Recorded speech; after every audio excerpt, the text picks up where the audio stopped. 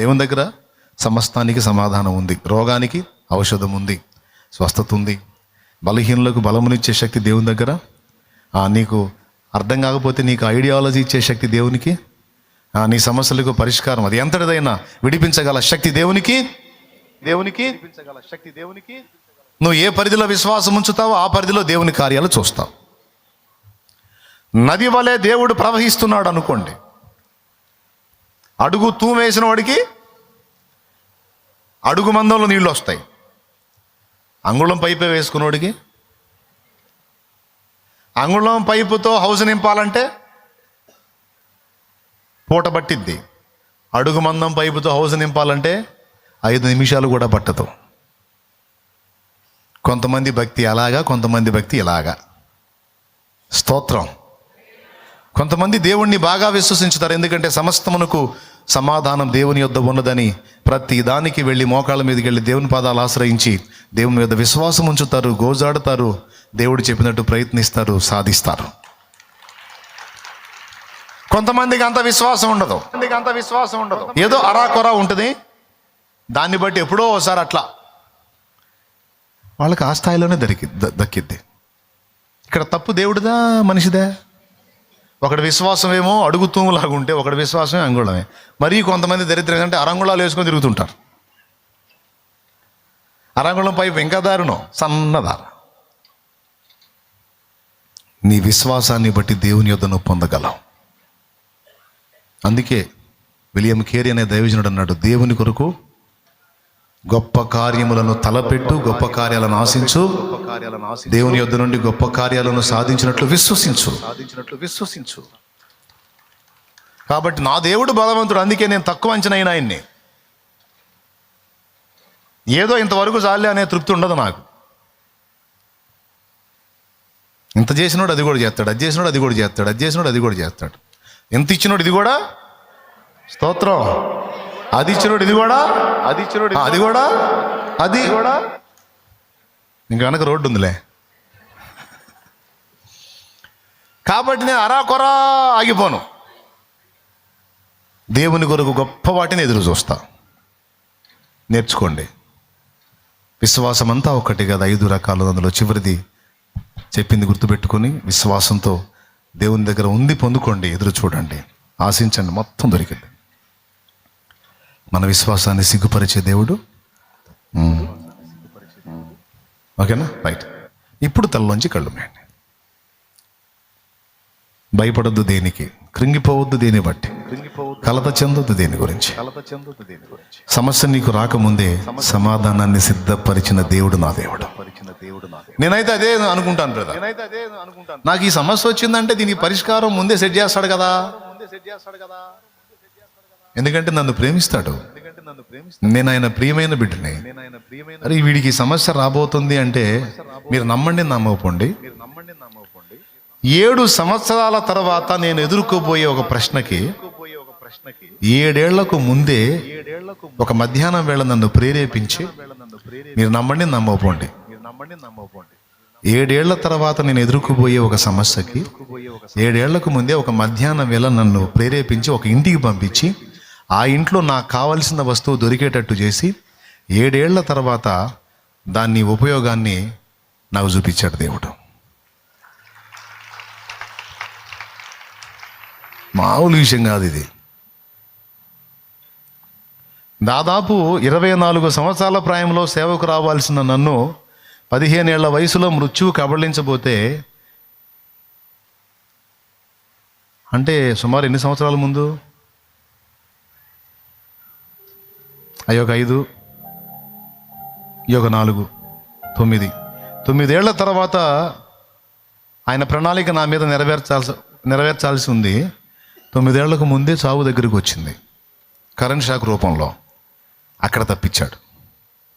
ఎందుకు? 9 ఏళ్ల తర్వాత వీడితో పని ఉంది. అర్థం చేసుకోండి. అంటే ఎప్పుడెప్పుడు రెడీ చేసి పెడతాడో తెలుసా? మీరు 6 నెలల తర్వాత నన్ను ఒక ప్రశ్న అడుగుతారంటే 6 నెలలకు ముందే ఆ ప్రశ్న నాకు వచ్చేటట్టు చేసి జవాబు రెడీ చేసి కూర్చుంటాడు ఆయన.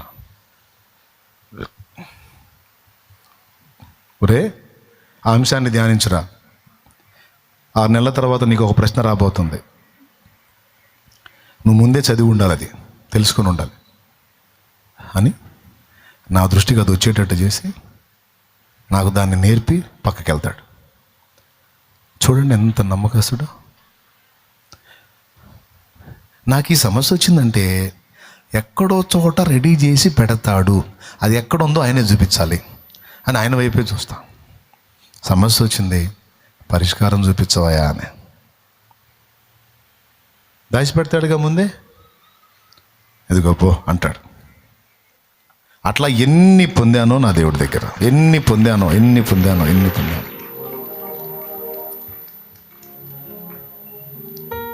వాడు కీబోర్డు వాయించట్లా, ఏదిరా నాకు వినపట్ల.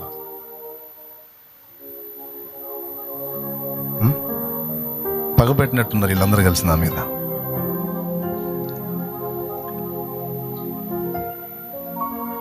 ఈరోజు నువ్వు నేర్చుకున్న విషయాలు దయచేసి మననం చేయి, హృదయంలో భద్రం చేయి, ఇతరులకు బోధించు, బలపరచు. దేవుని కొరకు గొప్పవాటిని ఆశించు, గొప్పవాటిని ఎదురు చూడ. రారాజు ఆయన. నీ రేంజ్కి తగ్గట్టు అడగవాక, ఆయన రేంజ్కి తగ్గట్టు అడుగు. బ్రో, చంద్రబాబు నాయుడు గారు ముఖ్యమంత్రి కదా, ఆయన దగ్గరికి వెళ్ళినప్పుడు మన రేంజ్లో అడగాల, ఆయన రేంజ్లో అడగాల? మరి ఒక మనిషి దగ్గరే రేంజ్ వెతుక్కున్నప్పుడు రారాజు ఆయన రేంజ్లో అడుగు. ఎవరన్నా నా దగ్గరికి వచ్చి నాకు ఇంత చాలు అంటే నాకు నచ్చదు. కొంతమంది నాకు ఉద్యోగం లేదన్నా అని ఏడుస్తారు. నేను కోపంతో ఒక మాట చెప్తాను, సోది, ఉద్యోగం అంటే నీ వరకే. నువ్వు ఉద్యోగం చేయటం కాదు, ఉద్యోగాలు ఇచ్చే స్థాయికి రావాలా, అది అడగాల దేవుణ్ణి. పొద్దుస్తమానం నాకు ఉద్యోగం, నా జానడు పొట్ట, నా ఇల్లు. నువ్వు దేవుని ముందుకు వచ్చినప్పుడు ఆయన రేంజ్లో అడుగు. మోకాళ్ళు వేసి నాకు ఉద్యోగం కాదా, ఒక 100 మందికి ఉద్యోగాలు ఇచ్చే స్థాయి నాకు కావాలా, ఆ శక్తి నాకు కావాలా. నా ఒక్కడి కడుపు కాదయా, 100 మంది కడుపులు నిండాలి, 100 కుటుంబాలు బతకాలి. నువ్వు ఎట్లా చేస్తావో నాకు తెలియదు, ఏ కార్యం చేస్తావో నాకు తెలియదు, ఏ విధంగా నాకు కృప చూపుతావో నాకు తెలియదు. నా దేవా, ఒక 100 మంది కుటుంబాలకు నేను అన్నం పెట్టేవాడిని కావాలి, అన్నం పెట్టేదాన్ని కావాలి, నాకు ఆ కృపనివో అని అడుగో. అది ఆయన రేంజ్. అరే ఆయన దగ్గర పోయి పొద్దుస్తమా నాకు ఉద్యోగం ఎప్పుడు డెవలప్ అవుతాను? ఇంత చెప్పినా కూడా నీకు నీ ఉద్యోగమే అంటే ఇంకేదో తగలబడిపోయి ఇస్తాడు. ఈడని కాదు, ఇస్తాడు, నీకు ఇస్తాడు, లేదా 100 మందికి ఇచ్చే శక్తి కూడా నీకు ఇస్తాడు. ఆశ గల ప్రాణాన్ని తృప్తిపరుస్తాడు. గుండె నిండా ఆశ ఉండాలి. ఎప్పుడు అన్నం ముద్ద ఎత్తినా నాతో పాటు 100 మంది తినాలి ప్రభువా, 100 కుటుంబాలు తినాలి ప్రభువా, 1000 మంది తినాలి ప్రభువా, 10,000 మంది తినాలి ప్రభువా. ఎప్పుడు అన్నం ముద్ద ఎత్తినా సరే నాతో పాటు 10,000 కడుపులు నిండాలి. ఆ కృప నాకు కావాలి ప్రభువా, సహాయం చేయి. నేను తింటున్నాను, ఎంతమంది పస్తులతో ఉంటున్నారు. నువ్వు ఆశించు, దేవునికి మొరపెట్టు, దేవుని దగ్గరికి వచ్చి ఆయన రేంజ్లో అడుగు. నా తండ్రి తప్పకుండా హెల్ప్ చేస్తాను. సేవ చేసిన అంతే. నాకు ఈ సంఘం చాలు, ఈ జానా పెట్టడం చాలు, ఈ మూర చాలు కాదు. అనేక ప్రాంతాలకు నీ సువార్త మోసుకెళ్ళాలి, అనేక చోట్ల నీ బలిపీఠాలు కట్టాలి, అన్ని జనులను రక్షించాలి, శాఖోపశాఖలుగా విస్తరించాలి, అనేక జీవితాలు వెలిగించాలి.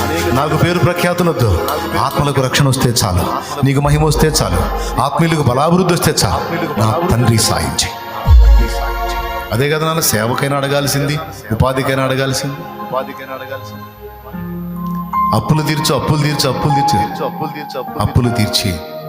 అనేకులకు ఇచ్చేటట్టు నన్ను చేయవయా. నా చెయ్యి పిడికిలి వీపి అనేకులకు ఇచ్చేటట్టు చేయవయా, నన్ను అట్లా దీవించవయా అని అడుగు. నేను చెప్పింది రైటర్ అండి. దేవుని రేంజ్లో అడిగిన ఆయన అడుగుతా ఉండును. ఒకనాటికి నీ హృదయ వాంఛ తీరకపోతే నా తండ్రి నాకు చేశాడు, నీకు కూడా చేస్తాడు.